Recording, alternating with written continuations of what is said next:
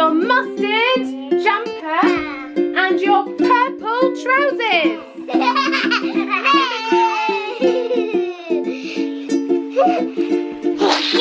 Imogen, Agatha, where have you gone?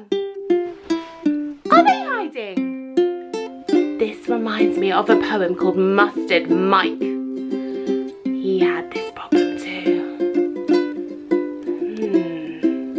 Today's book is called A Parcel of Pigs and Other Funny Tales.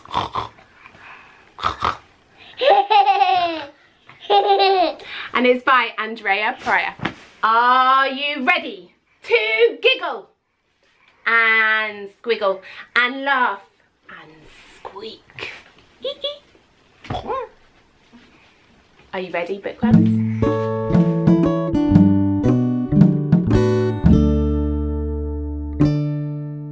A Parcel of Pigs and Other Funny Tales. Poems and pictures by Andrea Pryor. A parcel of pigs. A parcel of pigs and a gaggle of geese. A mountain of mice with a chunk of cheese. What's that? Said the pigs to the mice with the cheese. It's none of your business, Mr. Pig, if you please. A pen of hens and a bumble of bees. A warbling sparrow with two knocking knees. How's that? Said the hens to the sparrow with the knees. Well, never you mind, Mrs. Hen, if you please. A cauldron of cats with some sleepy old fleas. A bundle of bats fast asleep in the trees. Wake up, said the cats to the bats and the fleas. Please do be quiet, Mrs. Cat, if you please. A harem of hares and a tumble of trees. A rumble of rabbits with a golden key. What's that? Said the hares to the rabbits with the key. Mind your own beeswax, Mr. Hare, if you please. Humphrey the hippo was very upset. His brother went missing on a trip to the vet. He'd lost his mother the day before, and his father went missing in the local store. His sister had vanished whilst walking the cat. It was all her dilemma, and that was that. Humphrey shouted and yelled and hollered and bawled. Where are you all? He called and called. Oh, sister, brother, father, mother, where are you all? He called. But then his brother appeared from behind the flowers. His mother turned up after hours and hours. His father came back with the shopping at last. His sister came back with the cat and asked, Oh, Humphrey, why look that way at me? You silly old hippo, we're always back for tea. Cecilia's mother. Cecilia's mother is mad as a hare with a huge big mouth and wide-eyed stare. She barks and shouts and snorts and sprouts hairs from her nose and rings on her toes. Get out! She cries, cries she. She's the scariest mother I've ever seen. Cecilia's mother is tall as a tree, with legs so long, they're taller than me. Very tired. Her beads and pearls she twists and twirls, with big red hair and a frightening glare. Buzz off! She cries, cries she. She's the spookiest mother I've ever seen. Jolly Mr. Toad. Mr. Toad lives at the end of the road. Very jolly is he, very jolly indeed. Mr. Mouse lives at the top of the house. Very happy is he, very happy indeed. But Mrs. Hen lives in a very small pen. Very sad is she, very sad indeed. Mrs. Cat lives on a small comfy mat. Very cosy is she, very cosy indeed. But Mr. Bird thinks this is all quite absurd. Very chirpy is he, very chirpy indeed. Mustard Mike. Michael has a mustard jumper that his mother makes him wear. It's such a funny colour that people stop and stare. It's accompanied by trousers in a funny shade of purple. Such a weird combination that he's looking like a turtle. Michael has a mustard jumper that he seems to wear each day. And with his funny purple trousers, he's going to pass my way. What should I say? What can I do? I think I'll run and hide like you. I'm an onion. I'm an onion, round and red. I have a thick skin and it covers my head. I'm good in stews. Well, that's good news. I'm even better in a tart, the really tasty part. I make a good salad, and with quiche I'm a ballad of flavours, all tasty and strong, but in a casserole dish is where I belong. I'm an onion in a pan with its lid. However you eat me, you'll be glad that you did. Nosh, nosh. I can't stop eating. I'm getting so tubby. I'm about to burst. I'm looking so chubby. I can't stop munching. It's all so yummy. Gobble, gobble. Woof, woof. Guzzle, guzzle, gobble. My sleepless night. It's 4 a.m. and I'm wide awake. It's 4 a.m. and my tummy aches. The moon is bright. It's the middle of the night. Why can't I go to sleep? I count some sheep, but still can't sleep. I read my book, but have no luck. I'm still awake, and it's 4:30. So I get my book, and I read some more. Why can't I go to sleep? It's 5 a.m, and I'm still awake. What must I do? What will it take to send me off to sleep again? I count more sheep and count to 10. Why can't I go to sleep? It's 7 a.m. and my eyes are shut. At last I've gone to sleep. But my alarm clock goes ring, ring, ring, ring. My mobile goes ping, ping, ping, ping. It's time to rise! The clock it cries, but I just want to go to sleep. Silly, dirty monkey. Silly, dirty monkey hasn't washed for years. He's matted and he's tattered, but I don't think he cares. Silly, dirty monkey, never keeping clean. He's smelly and he's filthy. In fact, he's quite obscene. You silly dirty monkey, why don't you have a wash? You'll smell and feel delightful. In fact, you'll look quite posh. Barnaby was bothered. Barnaby was bothered as he couldn't find his hat. He'd left it on the garden gate, and that he thought was that. But when he went to find it, the hat had disappeared. He couldn't find it anywhere, and that he thought was weird.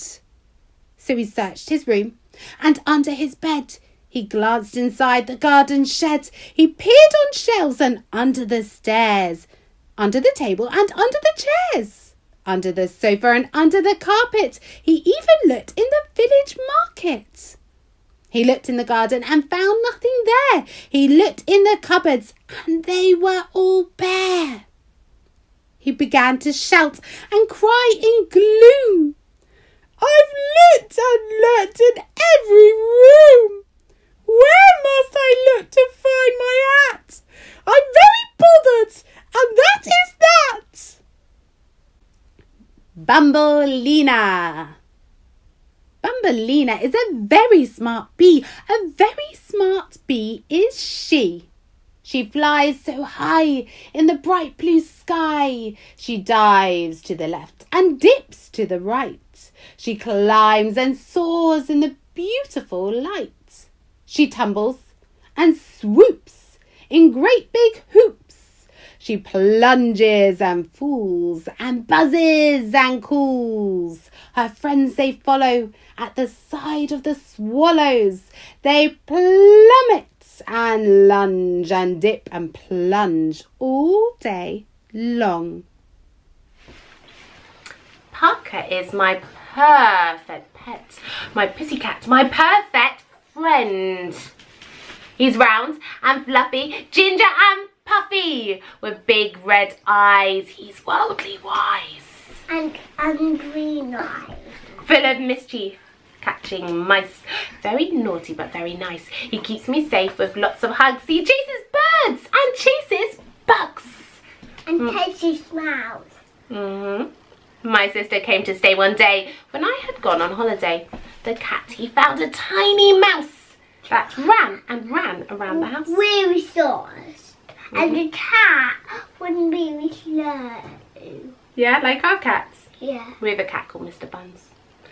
The mouse, it ran right up the stairs. My sister followed everywhere. The cat, he tried to catch the mouse in every corner of the house. But Mr. Mouse was far too speedy and he was getting rather greedy. He started eating Parker's food. But Parker, he was not amused. He knocked the mouse right off his dish. Get off! Get out my bowl of fish! The mouse, he ran right out the door. My sister slipped upon the floor. So Parker followed close behind. The mouse he went to try and find.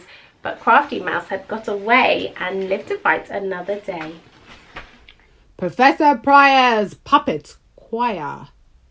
In the puppet choir of Professor Pryor performed a pink pig and a very tall friar, a podgy pop-eyed pastry cook, eating a pear and reading a book. A perfect purple pearl piano played by plump Miss Patsy Parrow, Mr. Parrow, with his potent drink, passionately singing with cheeks so pink. Powerful wails of 3 striped cats looking perfectly prudish in 3 peaked hats. Precariously perched were a parrot and crow, practising poetry, rock to and rock fro. But the pint-sized man in the pinstripe suit only puffed on his pipe and picked at his foot. The peculiar pupils of Professor Pryor, when told not to persist, they only sang higher. Go fetch! Go fetch! Said the man to the dog with the bone. No, I will not, said the dog with a groan.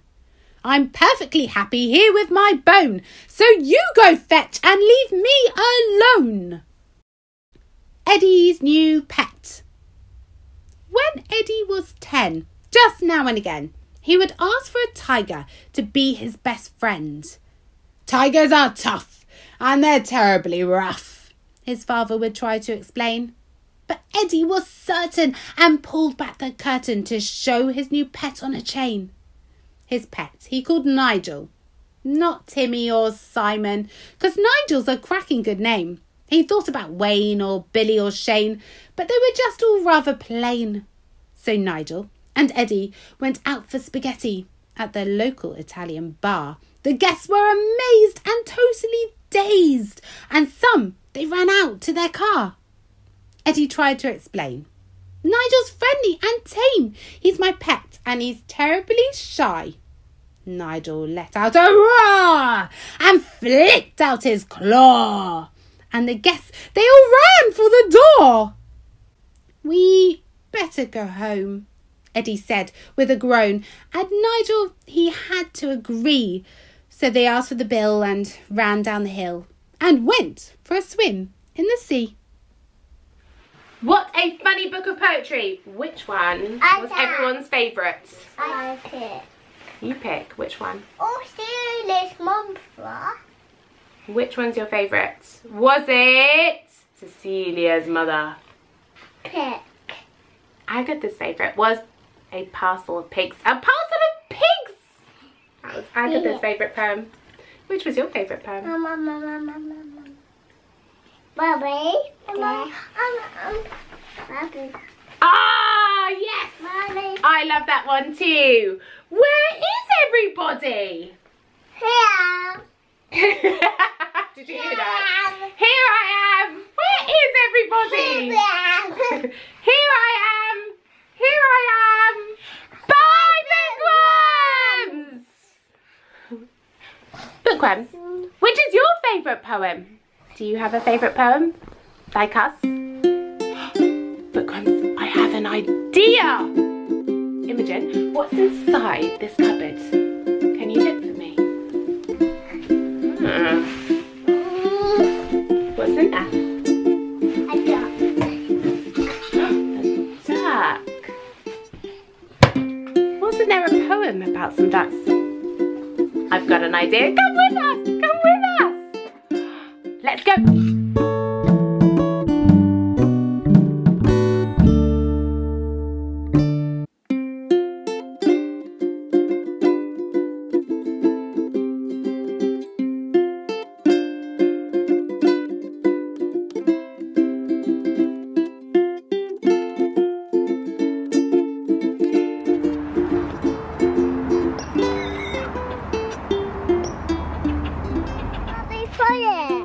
Yeah, it's porridge. It's porridge, isn't it? And we're all feeding. Leftover porridge from lunch. Now I was giving it to the duck. I'm going to read you a very special poem, bookworms, from our book about ducks. It's called Silly Ducks. Ducks are talking, quack, quack, quack. Ducks are walking, clack, clack, clack. That side, this side, which side, your side. Come keep up with the quack, clack, quacks.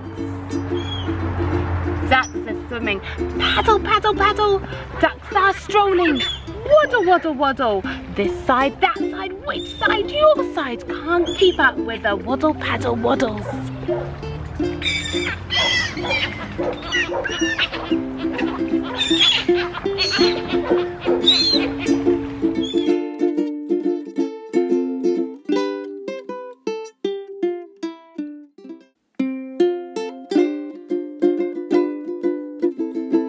Just like Mustard Mike, you're wearing your mustard jumpers. I see you, Mummy. You are! You're wearing your mustard jumper.